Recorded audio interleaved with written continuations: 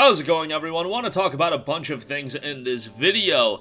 Something that has taken the gaming world by storm, at least gaming social media by storm, is what Days Gone director Jeff Ross talked about on Twitter regarding Ghost of Tsushima sales, and he opened up a little bit more in a video chat with God of War creator and former Sony employee David Jaffe. I want to talk about some of his comments, give you guys my input on it as well. He even noted the tweet that he put out blew up a lot more than he expected, and it got a lot of people talking, so I wanted to talk about that. Jeff Ross's tweet kind of took the gaming world by storm on social media. A lot of people got to talking. So essentially what happened was Ghost of Tsushima just cracked 8 million sold copies. If you guys don't know about that, yeah, huge milestone for the game to hit. However, Jeff Ross did tweet, at the time I left Sony, Days Gone had been out for a year and a half and a month and sold over 8 million copies. It's since then gone on to sell more and then 1 million plus on Steam. Local studio management always made us feel like it was a big disappointment. Hashtag Days Gone, hashtag PlayStation.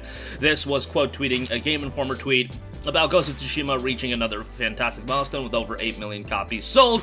Obviously, he's comparing the two, noting that, Ghost of Tsushima is heralded as this game that everybody thinks is doing very well, and it is doing very well, don't get wrong, and it's not like he's throwing shade at all. It more so looks like he's going to bat for Days Gone and saying, hey, this game did fairly well as well. Now, Jeff Ross's tweet kind of blew up, but there is something that should be noted with his tweet. The numbers he put out are relatively misleading, to say the least. He specifically even noted that he doesn't know the exact sales numbers, and his source for the sales numbers was a website called GameStat, and this is a type of website that's around for pretty much every platform. It essentially assesses how many people have a game on their trophy list or in their library. Steam has one as well, but that's not a good tracker for sales numbers, as you guys could imagine, because when somebody buys a physical copy of the game, it's very unlikely that that's the only person that's going to be playing the game. The game can be shared between friends, as we so eloquently saw on display in that 2013 PlayStation 4 used games video. People can trade the game in and then, sell. The game will be resold as a used copy. Chances are, the game is going to make its way around a couple times, to say the least, especially a physical copy. Digitally, it's usually one and done. One person buys the game and then digitally plays it. But even then, there can be some instances where there can be game sharing involved. Somebody else can log in on the same console, a family member, and play the game. So that's a very, very misleading number that it's 8 million sold, just because I saw that number and I was like, I remember looking at the Days Gone sales numbers. I remember seeing like a stat, and I was like kind of impressed by it, but 8 million is a very, very impressive stat that I don't think a lot of games are hitting. Ghost of Tsushima hitting 8 million just goes to show that Ghost of Tsushima is doing incredibly well, but most games are not hitting 8 million copies sold. That's an impressive number and feat to hit. Like, usually a lot of games are going to be happy with 1 million, 1.5 million units sold. So yeah, just something to consider, especially because Days Gone is a exclusive to PlayStation. It has since been ported to Steam, and it's doing okay over there by all accounts, but yeah, just something to consider. And that tweet did blow up, so a lot of people were of the assumption that Days Gone sold 8 million copies. That is not necessarily true. Could it have done well? Could it have sold 2-3 million copies? Very well may have, but the game also had a lengthy development cycle, so that's something to consider as well. With Days Gone, it seems like the issue was from a critical reception standpoint. The game had like a 72 or a 73 on Metacritic, I believe. And the thing with Days Gone, and I remember talking about this element while we were heading into the release of the game, but Days Gone was a game that was done by Sony Bend Studio. Sony Bend Studio was not this studio that was known for big budget AAA open world games. They were working on a lot of smaller games, a lot of portable titles. So them being thrown to the fire and working on Days Gone, I was excited because what Sony Bend had done was good, but it was also a massive undertaking. Days Gone itself, pretty good game, and I think it's a game that, 5 to 10 years from now, people are going to look back and be like, wow, that game was really good, especially when we have the better hardware. We have better hardware now, and Days Gone on the PlayStation 5 and PC is so much better than Days Gone with its initial PlayStation 4 release. It's not even funny.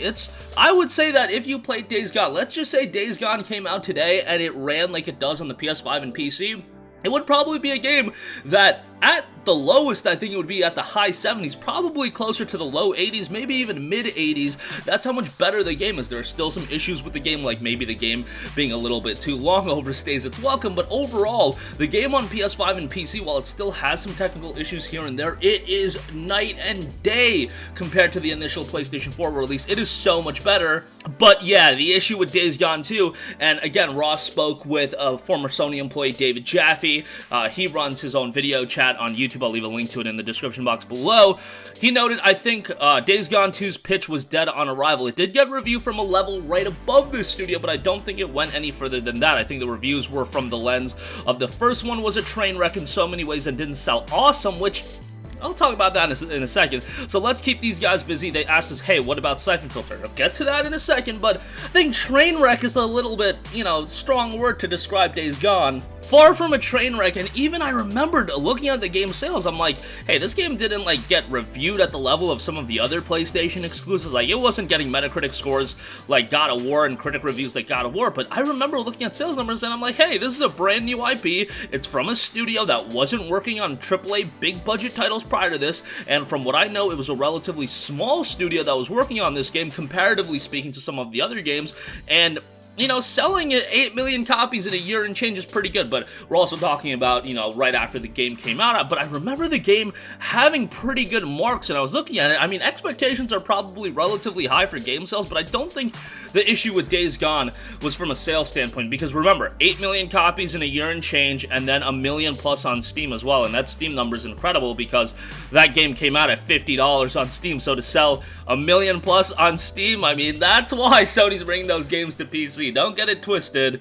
And what's even more interesting about Siphon Filter, Ross noted, are there any other IPs that we have that we can use? And the only ones we had was Siphon Filter, but honestly, I have zero ideas on how to reboot Siphon Filter. I was not interested in that at all. The pitch I was making was an open world Resistance, which would be effing rad. All these open world loops that we figured out, it almost wrote itself with the Resistance. There's so many aspects of that property that lends itself to open world gameplay. They weren't interested in that either, and I don't know how well it sold. They were interested in almost anything but a Days Gone 2.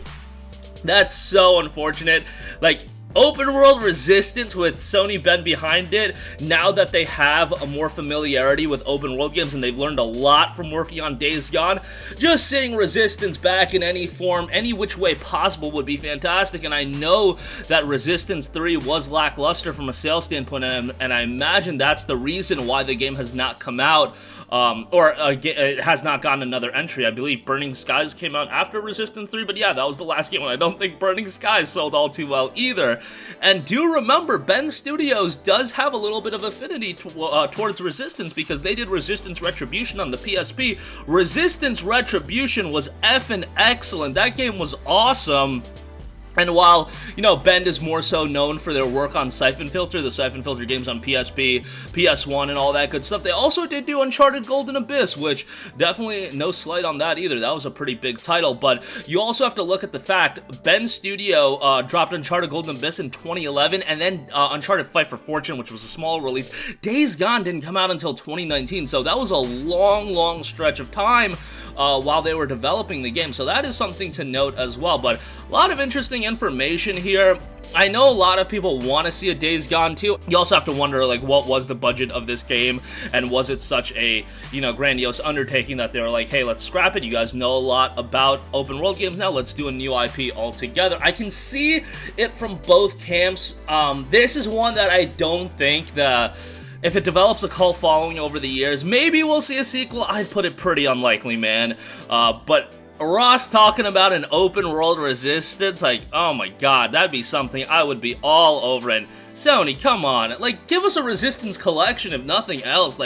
And then I guarantee if they drop the Resistance collection, people would swarm that game and it would sell relatively well. I think it would sell better than what Sony would internally think, and maybe that would open their eyes to a new Resistance. But Resistance and Killzone falling to the wayside is kind of a bummer to me, and I get that Sony is going gung-ho on the, big budget single player experience front, but come on, let's get a multiplayer game in there. Let's get a top tier multiplayer game for Sony, and if it was a Resistance, whether it be Resistance or Killzone, one of those is just an IP that has so much fandom attached to it, and I think they would both be received incredibly well.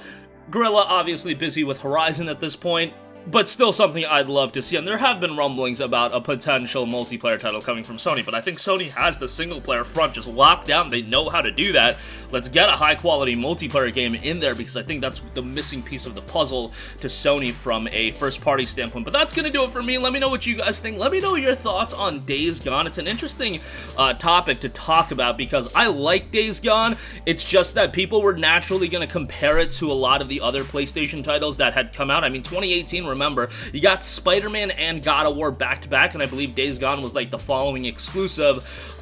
So I can understand why that would be a little bit of a fall-off, but the game was pretty good. And then if you did play it on PC, or if you have it, if you have a PS5, it's a part of the Instant Game Collection. I'm telling you, so much better on those platforms. And yeah, the technical issues were a big part of that game's undoing, in my opinion. But nevertheless, that's gonna do it for me. Let me hear all your thoughts in the comment section down below. Interested to hear that sound off there. And what would you guys like to see Ben Studio work on? They're working on something right now. Ross is not a part of Ben Studio anymore.